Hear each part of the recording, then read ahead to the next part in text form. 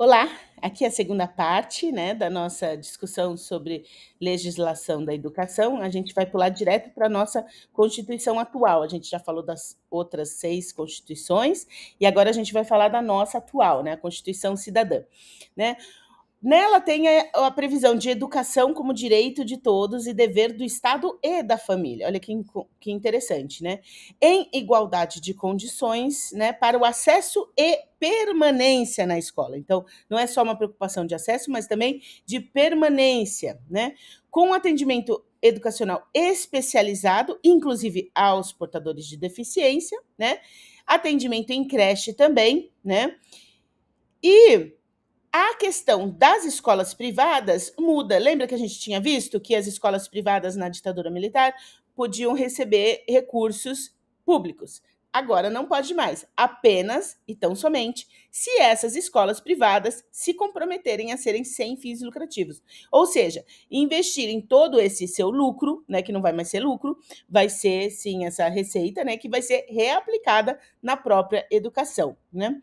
Vamos ler aqui um trechinho, né? Eu separei para vocês lá no Moodle, tem o texto específico que eu quero que vocês leiam, mas vejam aqui que, né, o artigo 205 fala exatamente, né, como direito aqui, ó, educação, direito e dever de todos, né, do Estado, da família, desculpa, direito de todos, dever do Estado e da família, né, será promovida, incentivada em colaboração com a sociedade, visando, né, ao pleno desenvolvimento da pessoa, seu preparo, né, para o exercício da cidadania, importantíssimo esse reconhecimento aqui, né, e também para a qualificação do trabalho. A gente viu nas outras aulas que teve uma discussão muito forte, né, principalmente a tentativa na época da ditadura militar de fazer uma qualificação profissional praticamente obrigatória, né?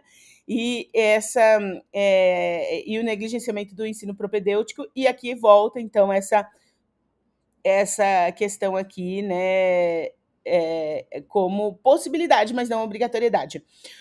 O ensino seria ministrado como base nos seguintes princípios: igualdade de condições. A gente vai ver, né, que esses princípios são muito importantes para a gente verificar que também nas leis subordinadas à Constituição aparece também os princípios da educação, né? Ali a igualdade de condições para acesso e permanência na escola, né? O dever do Estado com a educação será efetivado mediante garantia de atendimento educacional especializado, né? Atendimento em creches, que são aqui, né, as novidades, né?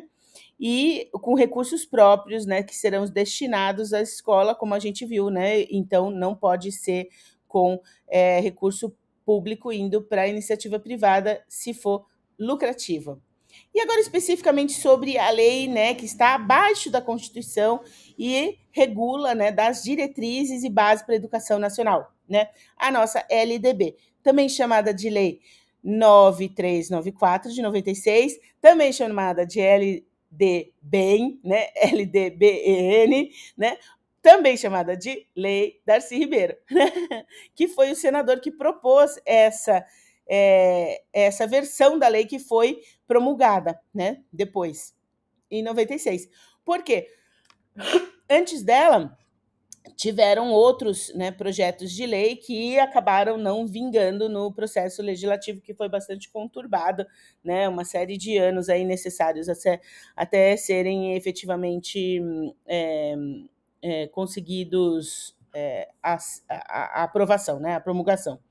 E veja, a LDB, ela disciplina a educação escolar, reconhece que existem outras formas de educação que não a escolar, mas disciplina apenas a escolar, que se desenvolve predominantemente, não exclusivamente, mas predominantemente em meio de ensino em instituições próprias. O que são instituições próprias? Né? Escolas, né, com uma arquitetura própria, com corpo docente próprio, com uma construção voltada à educação, né? Voltada com essa finalidade. E com uma carga mínima, uma carga horária mínima de 800 horas, já estou querendo aumentar 100, hein? 800 horas por ano, né? Com a Covid teve uma flexibilização, tinha um limite de dias, agora não tem mais, em virtude da Covid foi tirado esse limite de dias, mas sim mantido de horas. E, inclusive, criada, né, a necessidade de notificação ao conselho tutelar se o educando faltar mais de 30% do percentual permitido. O que é esse percentual permitido? Né? O percentual permitido é 75% das 800 horas ano, no caso do ensino médio e do ensino fundamental, e 60% no ensino infantil. Né? Então, é 30% desses 75%, né, que a gente está falando. Já tem que ser notificado ao conselho tutelar para avisar, ver, né, tomar alguma atitude com relação a isso. Outra questão interessante é que o ensino é independentemente da idade, né? Ele é, em várias vezes, tratado como um ensino ao longo da vida, né? Esse termo aparece assim em umas 10 vezes na lei, né? O longo da vida, né? Então, uma mudança aí clara a respeito disso. E também uma mudança a respeito da alfabetização plena. A gente não está mais querendo falar daquela primeira alfabetização, que era assinar o seu nome, né? Que era uma necessidade para o indivíduo poder votar, saber assinar o nome. Não é isso mais que se objetiva, mas sim uma alfabetização plena, né? Uma formação de leitores hábeis a saber informar-se, receber informações do mundo das diversas maneiras escritas que possam surgir no seu meio, né? Também livre de bullying, a lei claramente estabelece isso, né? A intimidação sistemática, o bullying é proibido e os professores, o corpo docente, diretores, todos devem se preocupar em garantir esse ambiente livre de bullying, né? E com diversidade étnico-racial, também, né, uma novidade aí trazida pela lei, né? E a obrigatoriedade e gratuidade dos 4 aos 17 anos, né? Bom, os princípios trazidos pela LDB, na verdade, ampliam os princípios que já estão na Constituição, né? Então, a gente vai ver lá, igualdade de condições, né? E para acesso e permanência da escola, já estava na Constituição, mas é mantido. Liberdade de aprender, ensinar, pesquisar e divulgar a cultura, o pensamento, a arte, o saber, pluralidade de ideias e concepções pedagógicas, respeito à liberdade e apreço à tolerância, coexistência de instituições públicas e privadas no ensino, gratuidade do ensino público em estabelecimentos oficiais, valorização do profissional da educação escolar, gestão democrática, a gente vai falar lá no finalzinho do curso, voltar a esse tema aqui bastante importante, né, do ensino público, de gestão democrática, né?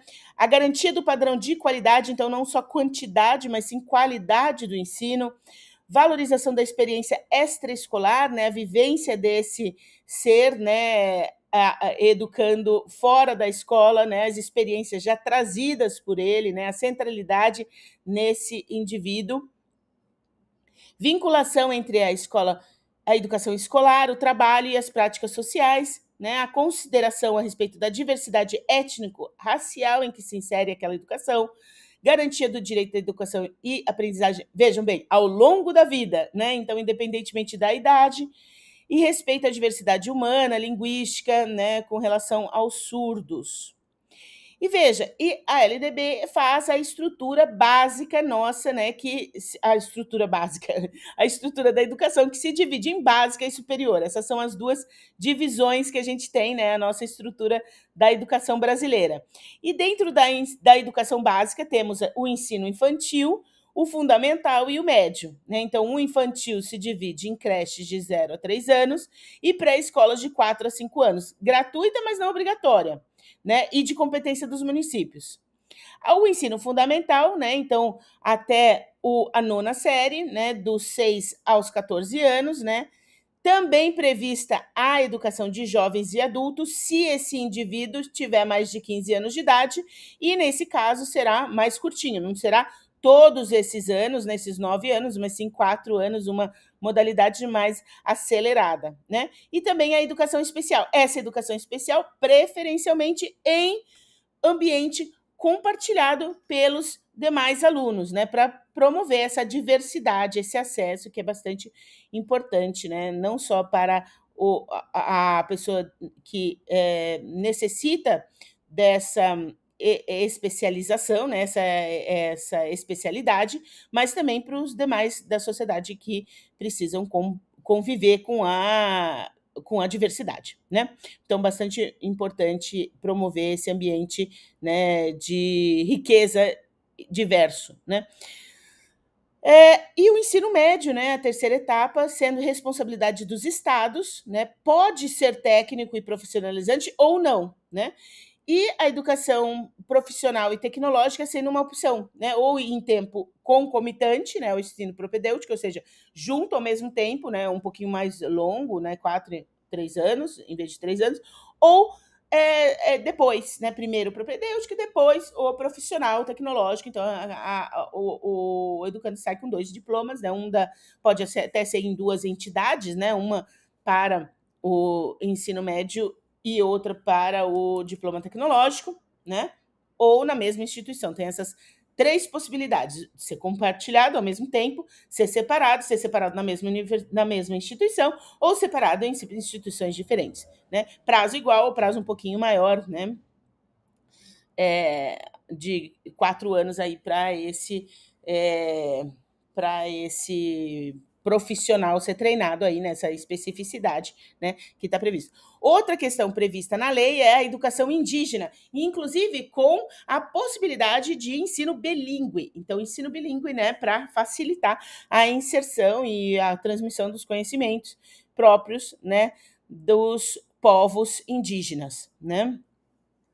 Também a educação rural, né, prevista na lei, e a educação de jovens e adultos, o EJA, né, para aqueles que aos 18 anos ainda não tiveram oportunidade de terminar o ensino médio, também nesse caso mais aceleradinho, né, de 3 fica 1 ano e meio, né, os conteúdos mais rápidos, as provas mais expressas aí para acelerar a inclusão desse jovem e adulto, né, na etapa, né, e na graduação do ensino médio. Com relação à educação superior, então, ela é de competência da União, podendo ser oferecida pelo Estado e município se esses já tiverem cumprido os níveis pelos quais são responsáveis. Então, se o ensino fundamental de um município já tiver todo cumprido, ele pode sim fazer um investimento em uma universidade, né? A mesma coisa com o Estado, né? Necessitando, né, essa questão. E a União autorizando as iniciativas privadas. Então, nesse caso, se um empresário quiser investir na educação privada, né, vai precisar da autorização do pessoal do MEC, né? A criação dos cursos sequenciais, né, que não são muito procurados, mas eles também dão o grau de ensino superior, né, mas não habilitam para a maioria das profissões. Então, acabou não tendo muita utilização, a não ser como comprovação em exames, concursos, essas coisas. Tem grau superior ou não? Tem, né? Bem curto esse curso sequencial, mas ele não dá nem uma graduação, né? Nem uma licenciatura. Outra possibilidade são os programas de extensão, né? A educação profissional e a educação à distância. Educação à distância também precisa da autorização do MEC, né? Não é qualquer instituição, mesmo as estaduais, como as municipais, como as privadas, qualquer educação à distância tem que ter a autorização, o aval do MEC para iniciar suas atividades, né? E aí o tradicional da graduação, né, que pode ser entre bacharelado, licenciatura e formação tecnológica, e a pós-graduação, né, sendo as especializações MBAs, né, LLMs, e os mestrados, doutorados e pós-doutorados, né? Então, são as formas que a gente tem na estrutura.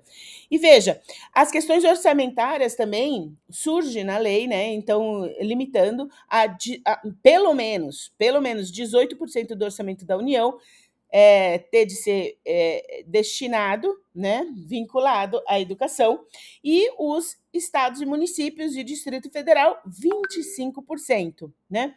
Então, e, de novo, né, recebem recursos públicos das escolas públicas, ou as escolas particulares sem fins lucrativos. Eu coloco aqui só para a gente ter uma ideia, né? Entre as receitas, as aplicadas, as receitas, a gente vê aqui no canto direito a educação em todas as receitas federais, só federais, não coloquei nem estadual nem